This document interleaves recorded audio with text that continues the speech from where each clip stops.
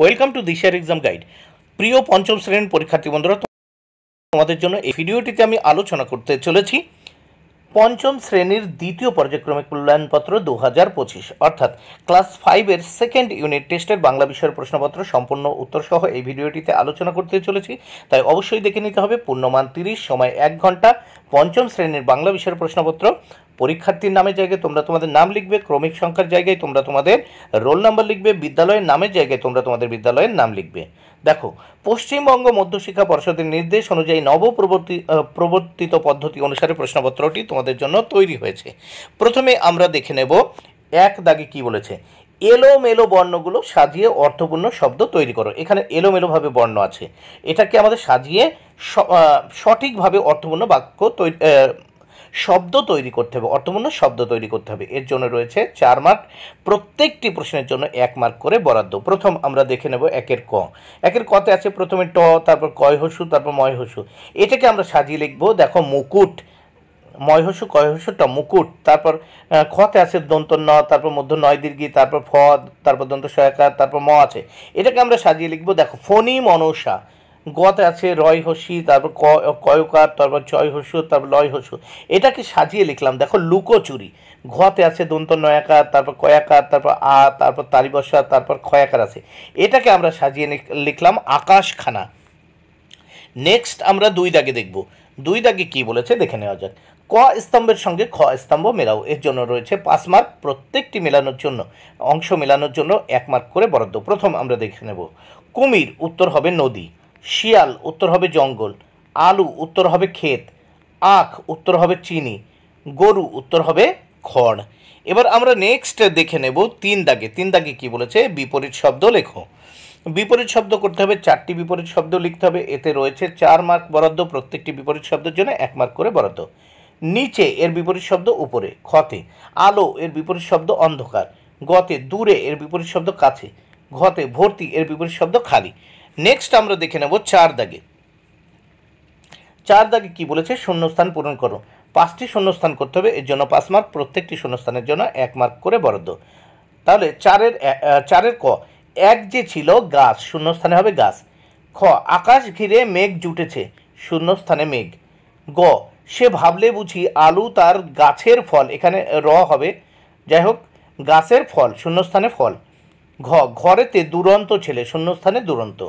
অঙ্গ, হাসলো কোমল ঠোঁট মেলে, শূন্যস্থানে কোমল। এবার নেক্সট আমরা 5 দাগে দেখব। 5 দাগে কি বলেছে দেখে নেওয়া যাক।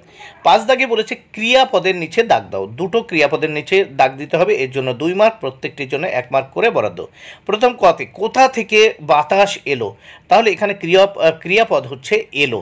খতে বৃষ্টি পড়ে টাপুর টুপুর, এই পড়ে, এখানে পড়ে হচ্ছে ক্রিয়াপদ। দেখো, নিচে দাগ দিয়ে রেখেছি, এলো আর পড়ে। এবার আমরা এই প্রশ্নপত্রের নেক্সট পেজ দেখে নেব। এবার আমরা কি 6 দাগ দেখব, দেখে নেওয়া যাক। বাক্য রচনা লেখো।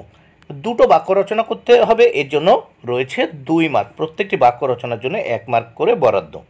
প্রথম 6-এর ক, সময় দিয়ে বাক্য রচনা করতে হবে। সঠিক সময়ে সঠিক কাজ করলে সাফল্য আসে। খতে চাষ দিয়ে কৃষকরা মাঠে মাঠে ধান চাষ করছেন। 7 দাগে একটি বাক্যে প্রশ্নগুলির উত্তর লেখো। দেখো, 4টি প্রশ্ন উত্তর করতে হবে, 4 মার্ক, প্রত্যেকটি প্রশ্নের জন্য 1 মার্ক করে বরাদ্দ। প্রথম 7 দাগে আমরা দেখে নেব। 7-এর ক, কোন কোন বাংলা মাসে সাধারণত বৃষ্টি হয়? কোন কোন বাংলা মাসে সাধারণত বৃষ্টি হয়? উত্তর, আষাঢ় শ্রাবণ মাসে সাধারণত বৃষ্টি হয়। 7-এর খ, মায়াতরু শব্দটির অর্থ কী? উত্তর, মায়াতরু শব্দটির অর্থ মায়াবী গাছ। গ দাগে, বাংলার বাঘ নামে কে পরিচিত? উত্তর, স্যার আশুতোষ মুখোপাধ্যায় বাংলার বাঘ নামে পরিচিত। নেক্সট আমরা দেখব ঝড় কবিতাটি। ঘ দাগ, ঝড় কবিতাটি কার লেখা? উত্তর, ঝড় কবিতাটি মৈত্রেয়ী দেবী লিখেছেন। ঝড় কবিতাটি মৈত্রেয়ী দেবী লিখেছেন। নেক্সট আমরা দেখব 8 দাগে। 8 দাগে কি বলেছে দেখে নেওয়া যাক। নিচের প্রশ্ন 2টির সংক্ষেপে উত্তর দাও। এর জন্য রয়েছে 4 মার্ক, প্রত্যেকটি প্রশ্নের জন্য 2 মার্ক করে বরাদ্দ। প্রথম 8-এর ক, ম্যানগ্রোভ বনাঞ্চলের 2টি বৈশিষ্ট্য লেখো। উত্তর, ম্যানগ্রোভ বনাঞ্চলের বৈশিষ্ট্য হলো 1, এই বনাঞ্চলে সর্বদা চিরহরিত উদ্ভিদ দেখা যায়। 2, এখানকার বেশিরভাগ উদ্ভিদের শ্বাসমূল ও ঠেসমূল দেখা যায়। এবার নেক্সট আমরা দেখব খ দাগের প্রশ্ন ও তার উত্তর। প্রথমবারের আবেদনে ফণিমনসার গাছ জুড়ে কেমন পাতা হয়েছিল? আর প্রথম অংশের প্রশ্ন। দ্বিতীয় অংশের প্রশ্ন, সেসব পাতা ফণিমনসা হারালো কি করে? প্রথম অংশের উত্তর দেখে নেওয়া যাক। প্রথমবারের আবেদনে ফণিমনসার গাছ জুড়ে সোনার পাতা হয়েছিল। দ্বিতীয় অংশের উত্তর দেখে নেওয়া যাক। সেসব পাতা ডাকাত দল এসে চুরি করে নিয়ে গেল। বন্ধুরা, তাহলে পঞ্চম শ্রেণীর বাংলা বিষয়ের প্রশ্নপত্রটি হয়ে গেল সম্পূর্ণ উত্তর সহ। ভিডিওটি ভালো লাগলে অবশ্যই লাইক কমেন্টে শেয়ার করো। Thank you very much.